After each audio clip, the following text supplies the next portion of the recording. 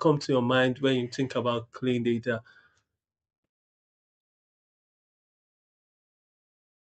Okay, after doing that little bit of exercise, now let's see 5 things that come to your mind about clean data. Now, looking at this data on my screen, what are the things that seem odd to you in this data? Or let me even ask, do you think you can go ahead to quickly analyze data with this data that we have? Can we quickly generate insight from this data?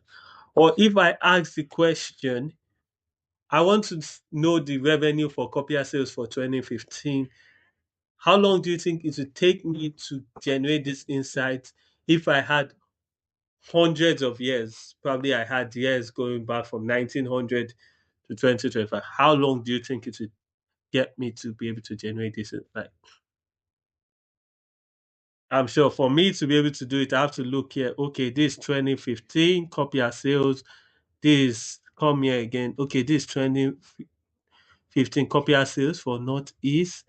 There's no clear labeling. I'm just going to go with a lot of assumption that this is talking about copier sales for 2015. There's no year labeling as well. And this probably talking about the various region. I don't know. Just coming up with assumptions at this point. Ugh. Then look at this. Okay, look at various copier sales and have to sum them together. Now, it's important to know when you are working with data, it's important to have the data at the best possible bit to be able to generate the most possible analysis that you can at the shortest bit of time. So, so when you're working with data, it's important to know having data for ML is slightly different from having data for regular analysis. There may be some additional features you want to do if you are going the data science route. You want to train models as well. There are some additional things you want to do, maybe various things, maybe changing some text to numbers or different things so that the machine will understand it. But when you're analyzing data as an analyst or as an engineer or analytic engineer as well, there are various ways your data should be presented for easy understanding. Now, there's a rule which I've been using for a couple of years. There's a popular blog about it.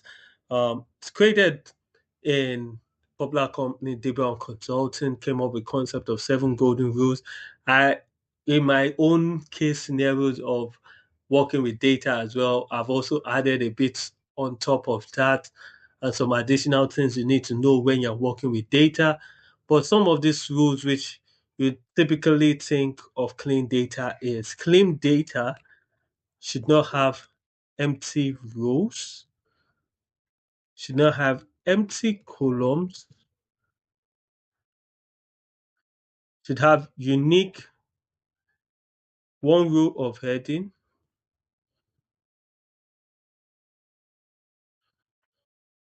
unique, all fields should have their own unique category. Fields should have unique category, no totals or subtotals in the data, not the report. I'll explain this a bit. Date must in a single column. And this doesn't mean that you can, when you have ship date, trade date, they should all be in the same column. No, what it means that each date should have its own column, single column. You shouldn't literally combine like maybe ship date, trade date in one column. Makes it a lot messy for analysis. They should have a single column, no obstructions around your data.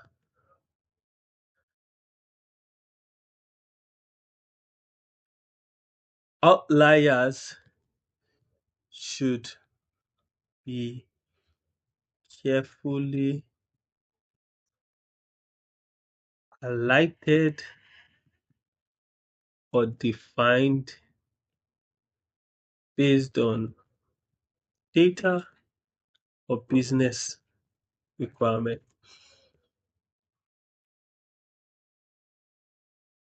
Now, I added this because I've noticed one other thing that is important to do.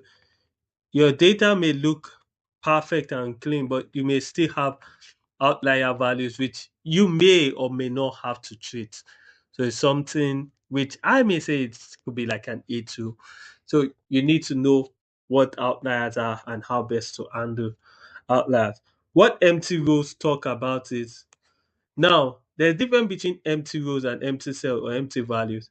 It's possible for some reason, maybe it was probably not stated, the data was not retrieved, and all. It's possible that copier sale did not have or did not maybe at the point of time wasn't recorded their revenue for 2000.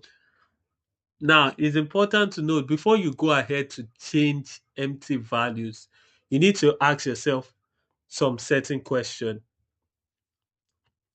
In this case, I'm addressing empty values, not empty rows. Empty rows should typically be removed from your data. You have no business with them. But for empty values or empty cells, is the value always going to be empty? Would replacing it affect the center of tendency, or I can just say the mean, affect the mean, median, m- mood, median standard deviation of the results or the population, whatever how you may have it, will have it. Is it important to be,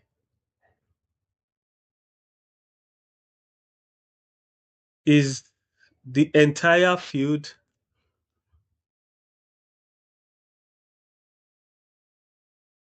important in the analysis?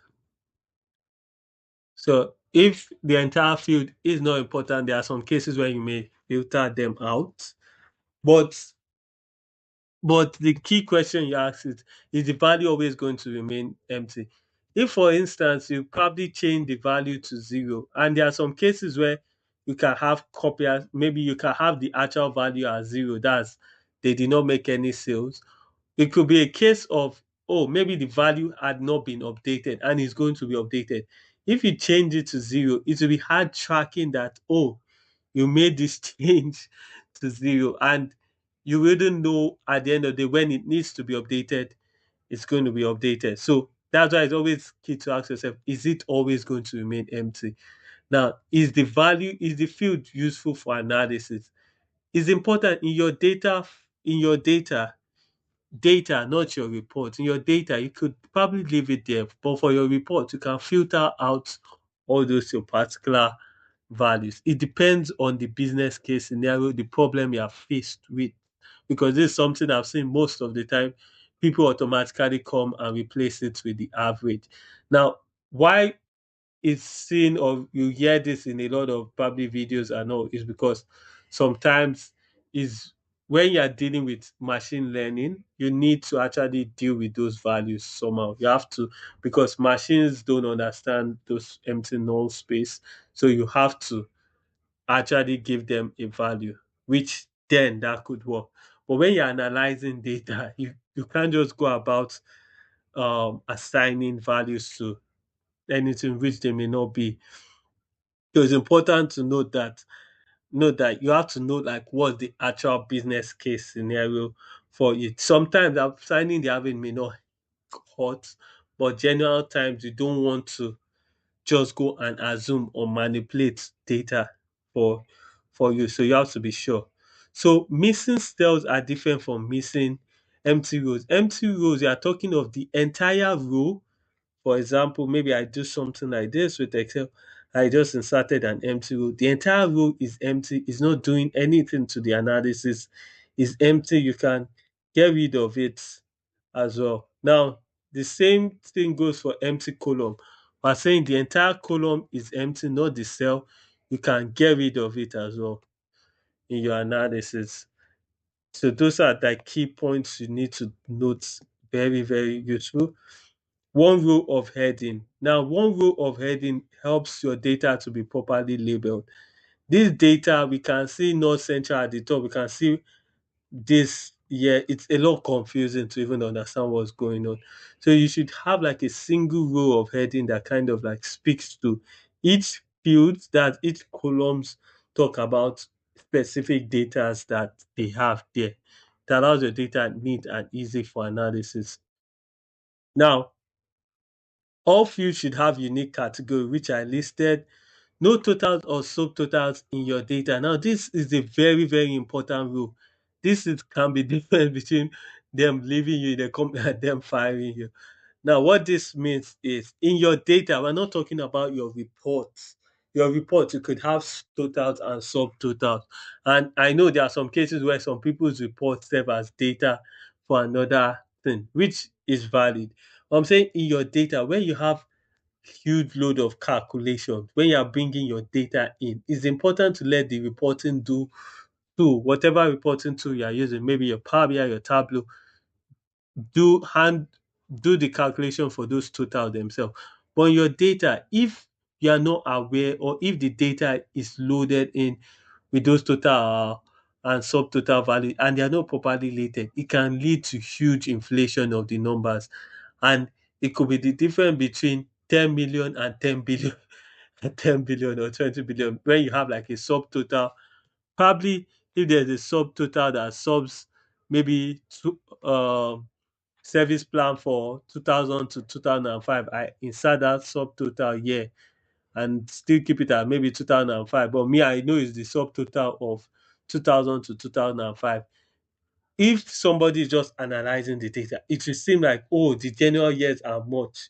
So for you to properly analyze the data, get rid of those subtotals or total for your analysis, for your data cleaning step. Now, when you bring it to your report can have totals and subtotals because it's a general report. But when you're cleaning, working with your data, it's normally best to take those parts out and let parts that are calculation be kind of done in your reporting tool. Now, one other thing we have is dates must be in a single column. So date, which I like today stated, I'm not saying you cannot have ship date, order date, transaction date, but each of those dates should be on its own column, not that they are all on a single row in a particular column called date. Of those dates should have their own single column. Now, every unique category should have its header, so there should be a category name for this, which is called year,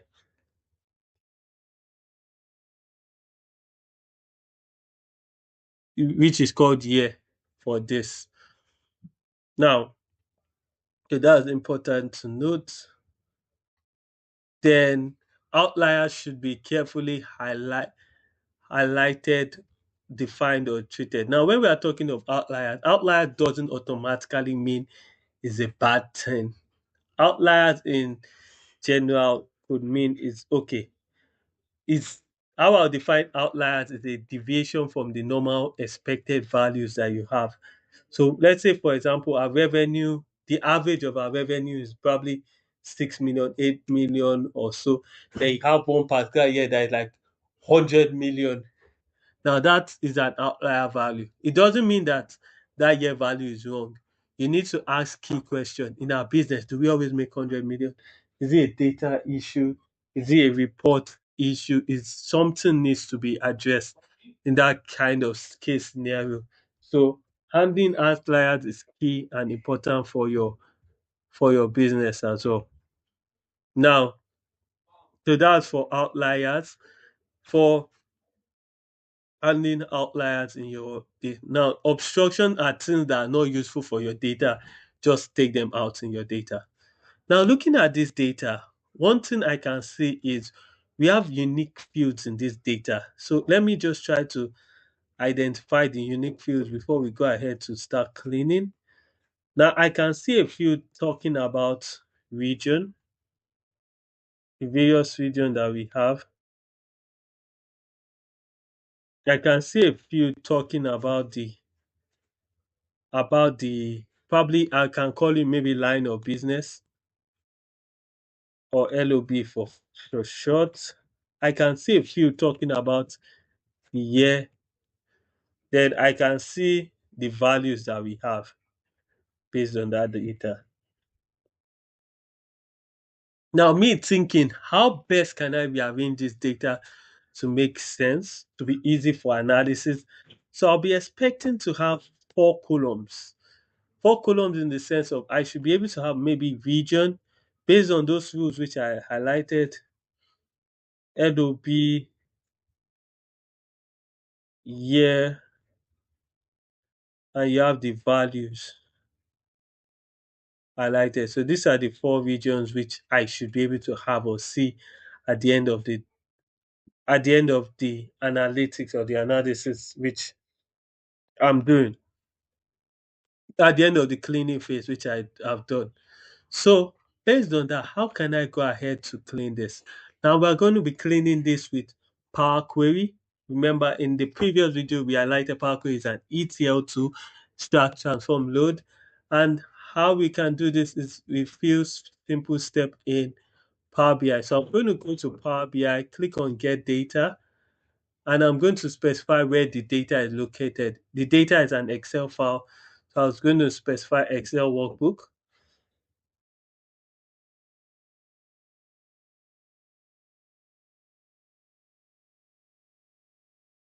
And after specifying is an Excel workbook, I just need to select the particular workbook that I'm interested in. So that is 30. Last, select this workbook. I'm going to click on open.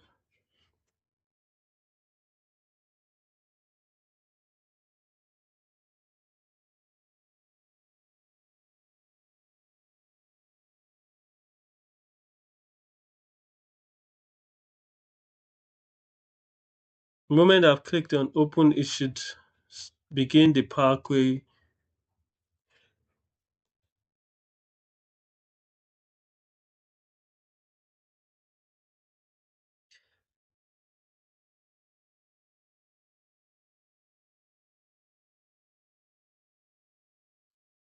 It should begin the Power Query interface for me, where I can go ahead to start the cleaning of the data.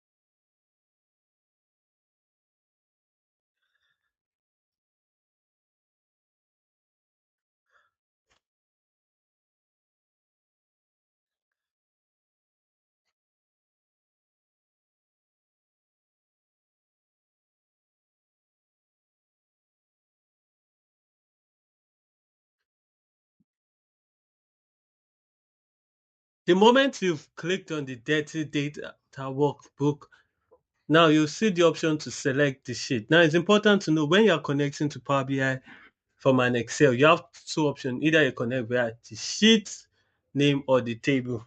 Now, most times, if your data is in a table, it's best you load it in a table because table is a more structured, cleaned format. Also, there's a named range. Now, how you differentiate it, the sheet, the icon will show just the white icon, but for tables, you see it in the blue icon. But for this demo, we're going to connect to the sheet. I'm going to just select the dirty sheet because I don't need to connect to the home sheet. It's not really doing anything for me. And I'm going to click on transform data.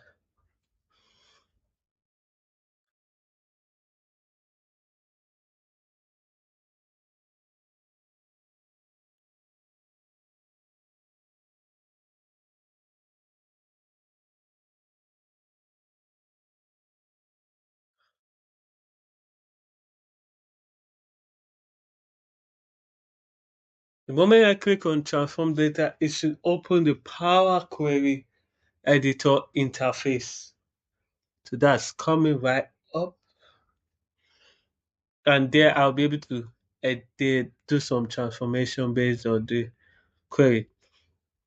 Now the various tabs in Power Query which were explained in the previous video, now I'll be showing us how we can go ahead to make some little bit of transformation. Now by default, we brought the data into our Power Query. This is where you see the data in Power Query. Now if you see, Power Query kind of automatically tries to be smart and it applies two steps every time we bring a data in. It tries to promote headers and tries to change that. Now, it's not in all scenarios that this is a good thing. So it's always best, as much as possible, to take control of what you're doing in Power Query so that you can be able to edit or delete it. Now, source and navigation, when you select the source of where the document is and you select the particular sheet, those are these two steps, source and navigation. But this promoted and change type, since we're not the ones that did it, I can just click on this promoted headers, right click and click on delete till the end. Delete until end. So it will delete the step and the change type step. Am I sure I want to delete it? Yes.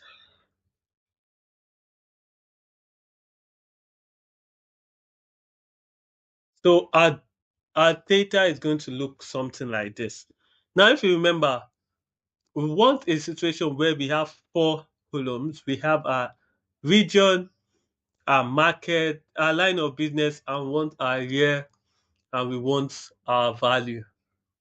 Now, for us to be able to do that, first of all, we can see the region, and I think this is the line of business as showing as rows, and we want them to be in a single column. A situation where you need to flip the data from rows to column or column to rows, vice versa, is you do something called transpose data. And I can come to the transform tab and click on transpose, or I can right click directly and under the transform and I can search for the transpose. But it's always a lot faster at the top. At the top here, you just click on transpose data. So it just transpose your data for you. So the moment I clicked on transpose data, now you can see our data is looking almost good to some extent. We have our region like this: north central, northeast, northwest, southeast, south, southwest. And this is talking of our line of business. So I want a situation where I'll be able to have, let me give this region and line of business the proper name. So I'm going to use first rows as headers. This will allow me to promote this null to the proper name.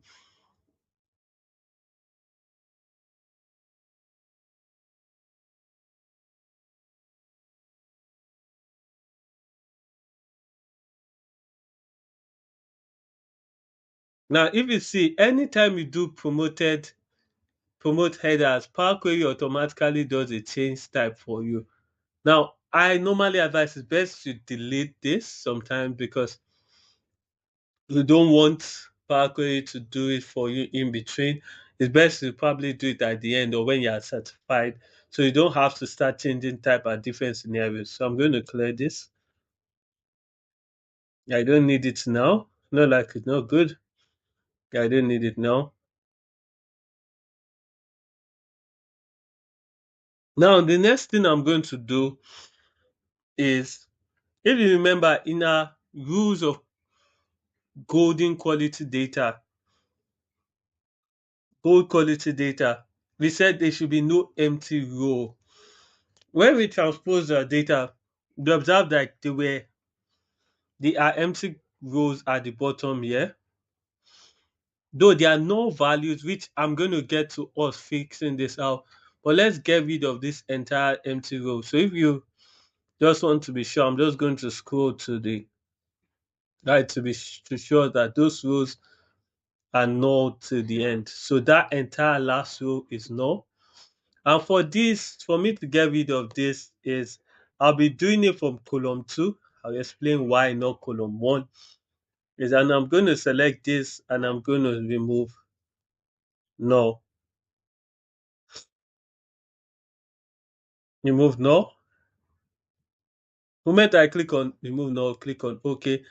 So that will filter out all that empty row that is at the bottom. Now, if I did it from column one, if I did it from column one, it would have filtered out all this null, null, null that we have here. But these values are not null technically. So if we look at the data a bit, we'll be able to see that this not central value for copier sale is talking about this copier sales for not central.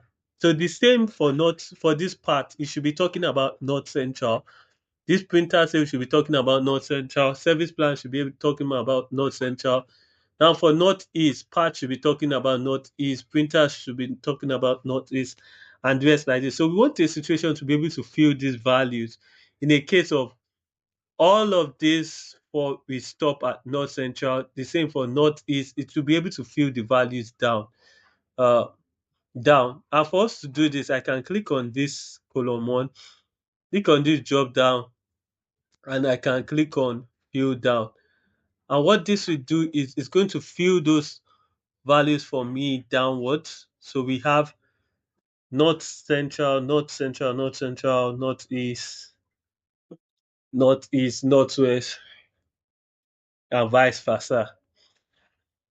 So if you see, these two columns are looking 100%, almost 100% good. So I'm going to rename these columns by clicking inside of it. You can rename it. I'm going to call this region, and I'm going to call this,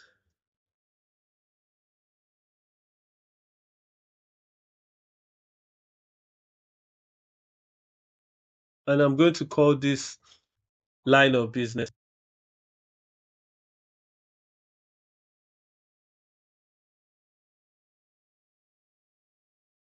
So by clicking inside or by clicking to rename, you can call it LOB.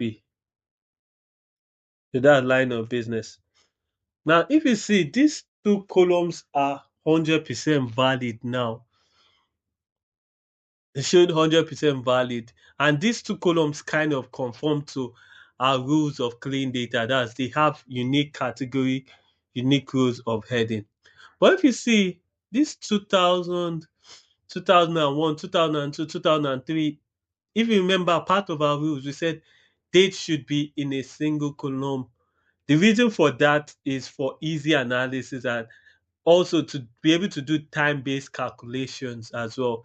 Now, if this is just showing us the year value and the values for the year, but if this was probably dates, month, and year, if we want to connect this to another date table that gives us more granularity based on the data, that tells us more about the month that the thing happened, the week, the type of week, and all, we won't be able to carry out that analysis with the data like this. We will still be able to carry out some insights with the data like this, but it wouldn't be at the best form. So we want a situation where this year and this value will become this year will become our rules, and the value also will become our rules. So we want a situation where we can transpose just this particular section. We're not transposing the entire data. No, we just want to be able to flip a specific section of our data from rows to column. And for us to do this, we use a function called onPivot. So what onPivot is doing again, like I'm saying, is yeah, kind of if you want to transpose the old data, you use transpose. But you if you just want to flip a specific section of your data, what you use is on pivot columns. And for this, I'm going to select the region and select the line of business, which is this LOB, and I'm going to right click and do unpivot other columns. Now, what this unpivot other columns will do is it would flip the years. So we will be able to have that 2000, 2001, 2002, 2003 in a single column, and we will have another column introduced, which will be our values, like I stated here. So we have the years and the values stated like this.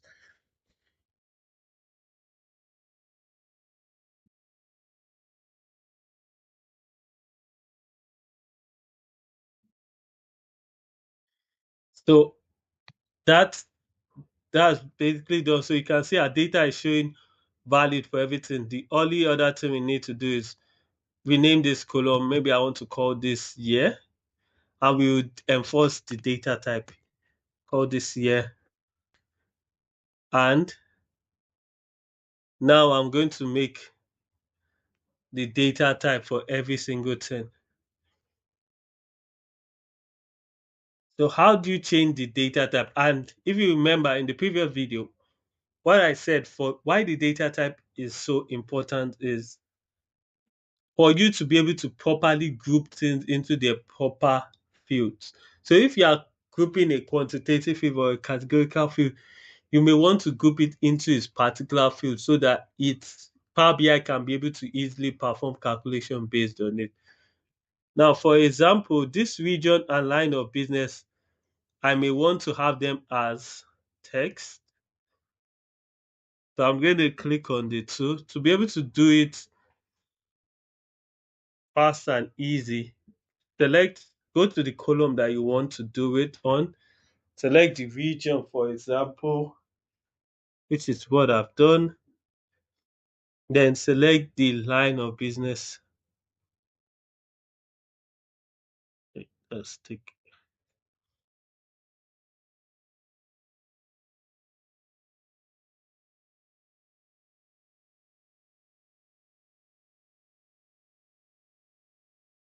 I'm going to select the region.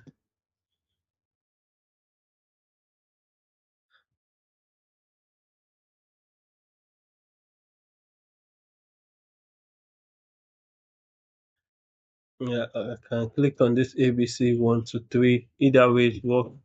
And I can do,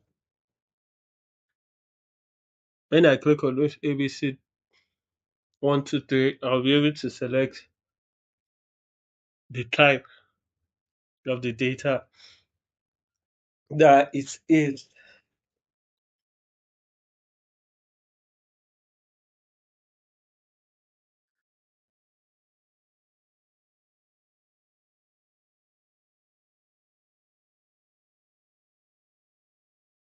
So yeah, select on the region, select on the line of business, and right click, and I'm going to click on change type and specify this to be a text.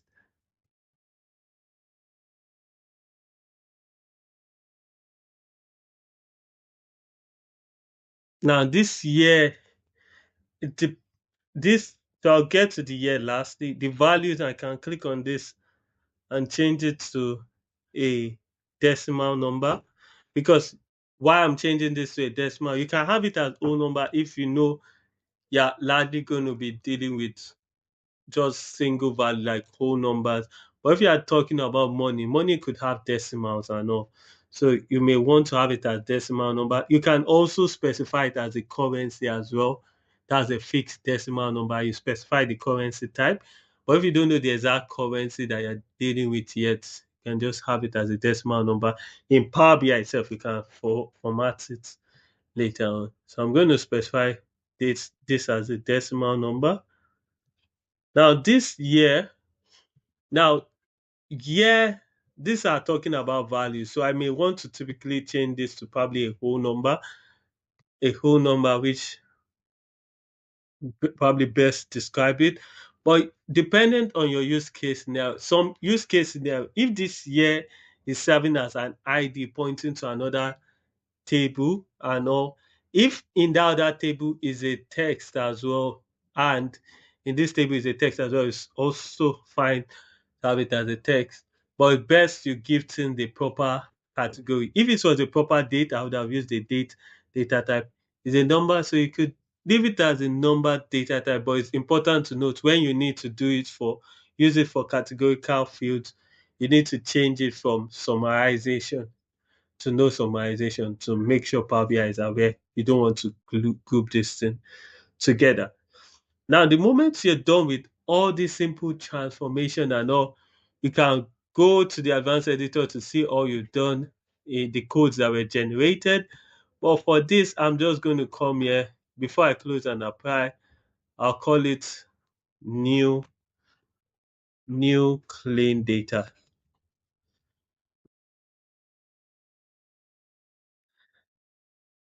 So the moment I'm done with this, I can now close and apply, and I have the data loaded in Power BI. I can now go on to start building report visualization based on that new and cleaned up data.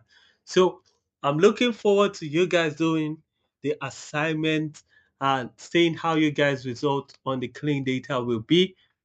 So if you have further questions to ask me on this data cleaning with Power Query, if you would like other videos on this, you can feel free to like and drop comment. If you want access to the data, you can also reach out as well. Okay. Thank you and see you in subsequent videos.